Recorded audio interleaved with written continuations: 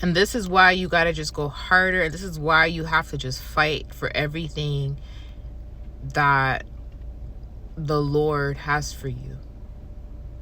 Because if God says it's for you, it's for you. You have to understand that, yes, God promised and said David is going to be king, but David still had to go through a fight to get to his position to be king. There was still a fight because Saul had envy in his heart. Saul had jealousy in his heart. You see what I'm saying? Daniel was favored, but he still had to fight to get to where he got to, because he still had to deal with these people that lied on him or that tried to manipulate his intentions and motives in order to get him thrown in the lion's den. He still had to fight, but he still made it through. Joseph, God showed Joseph in a dream at an authority position, being next to a king, right? And Joseph had to deal with the envy and the jealousy from his brothers. So even before he got to his position, he still had to fight. And then he had to go through false accusations, end up in jail, betrayal. He still had to fight before he got to his rightful position, right? Same with Esther. Yes, Esther is queen, but she still had to put up a little bit of a fight in order to get her request, fulfilled by the king, and in order to expose Mordecai. In order to expose Haman, what Haman was doing.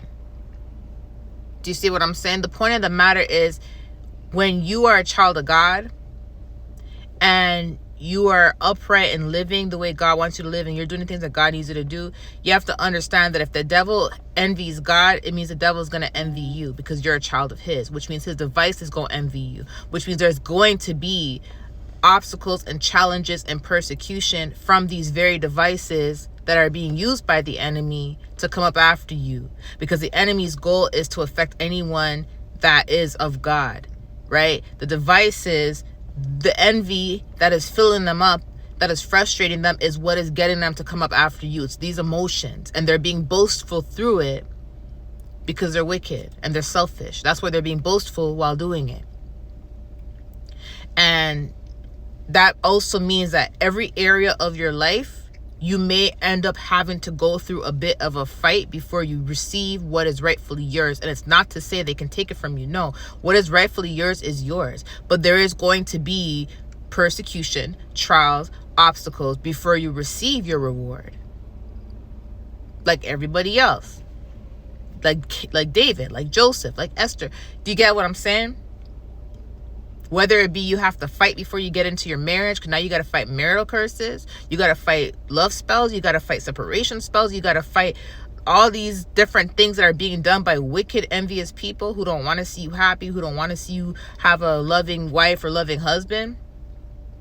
Whether you have to fight these specific black magic curses, or you have to fight rumors and lies, people trying to ruin your reputation because they don't want you to have a successful business.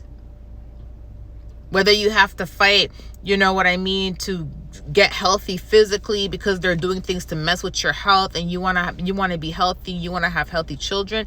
Like, the point of the matter is, every single thing that is going to bring prosperity in your life that God has for you, because his plan is to prosper you, not to harm you.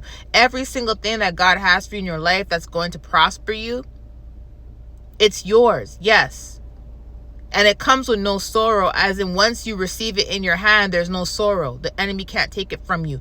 However, in order to get to it, you are going to have to fight the good fight, like everybody else had to fight the good fight. Why? Because you are his, because you are a child of God, and the devil envies God, which means the devil's going to envy you, which means if the devil envies you, his devices are going to envy you.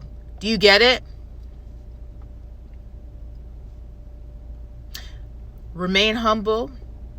Keep pushing forward, and remember to read the book of James. So if anybody wants a book to read, start reading the book of James today. That's what I'm doing. He showed me James early this morning. This is where we are all right now, in the book of James. And this is where this word, whoever this word is for, because I already understood this, but whoever needs to understand this, read the book of James. Okay? I love you guys. Talk to you later. Bye.